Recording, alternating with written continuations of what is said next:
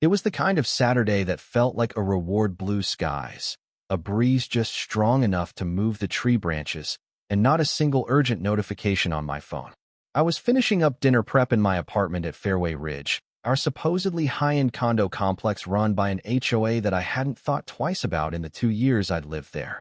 That afternoon, I'd cleaned every corner because my girlfriend, Natalie, mentioned her allergies had flared up the last time she visited. I even bought an overpriced air purifier, trying to make the place perfect for her. We'd been dating a little over a year. She worked at the Federal Justice Office, and I was in IT. Nothing exciting, but it paid the bills and let me afford the ridiculous HOA fees here. Natalie texted that she'd arrived, but couldn't find parking. Not surprising, guest spots were always full on weekends. But our rules were clear. If the main spots were full, overflow parking near the clubhouse was allowed. I'd memorized the HOA manual like it was scripture. I told her to use the overflow section and thought nothing of it. That changed when I got her next message: SOS security guard confrontation. Parking lot. Help. I didn't even think. I dropped the wooden spoon in my hand, sauce flying across the kitchen I'd just cleaned, and bolted out the door. Our elevator had been broken for weeks despite us paying $300 a month, so I sprinted down 3 flights of stairs and into the parking lot, heart pounding. What I saw froze me. Natalie was backed up against her car, hands slightly raised. A man in a navy blue uniform with security on the back was pointing a Glock right at her chest. For parking. His name, I would later learn, was Carl Rigsa, 53-year-old ex-cop booted off the force for excessive force and racial profiling, now playing hero in a condo complex. "Hey," I yelled, my voice cracking with rage. "What the hell is going on?" Carl spun toward me, and now I was staring down the barrel. "Stay back. This is between me and her," he barked, flushed red with what looked like excitement more than fear. He was shaking not from nerves, but from adrenaline. Natalie looked calm, too calm. Her hand was moving in her purse, subtly. I realized she wasn't just reaching for anything, she was calling someone. Her brother, Damien, a U.S. Marshal. I tried to keep him talking. "Carl, put the gun down. We can talk about this." My hands were up, my voice was shaking, but I kept eye contact. I remembered reading that once. Eye contact helps de-escalate. He snorted, "I am the law here." Residents were peeking through blinds and standing on balconies. No one dared come down. Then Patricia Green, the HOA president, strutted into the chaos in full makeup and heels, looking more annoyed than alarmed. "Carl, please put the weapon away," she said, her eyes darting around nervously. But Carl didn't move. "You hired me to enforce order. That's what I'm doing." That's when Natalie's phone buzzed. A text. She held it up. "He's here." A low hum filled the air, and then the wail of sirens. 3 squad cars pulled into the lot, forming a semicircle. Officers exited with practiced calm. One, Officer Delgado, pointed to Carl. "Drop the weapon now." Carl hesitated, gun still raised, jaw tight. But when the officers closed in, he finally placed it on the ground.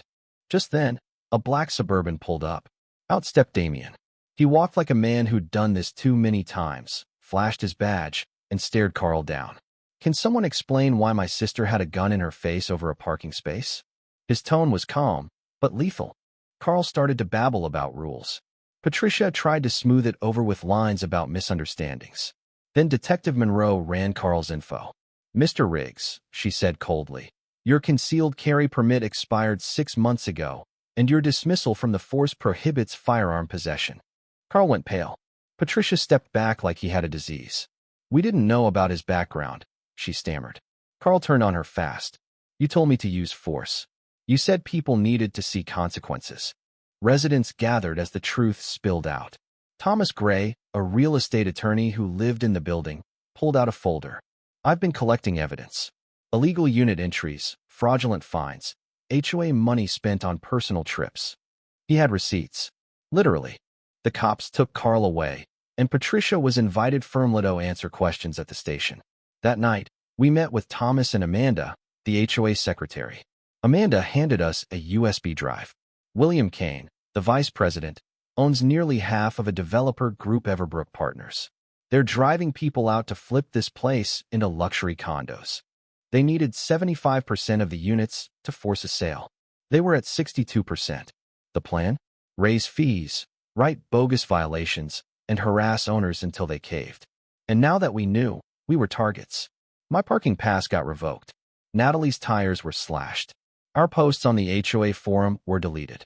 Neighbors stopped talking to us. Amanda was fired. She was followed home. My apartment was broken into. Only the laptop with our evidence was taken. We knew then this wasn't just an HOA dispute. This was racketeering. Damien contacted the FBI. Meanwhile, we rallied the residents. At a mandatory HOA meeting, William took the stage like a politician, announcing fee hikes and surveillance rules.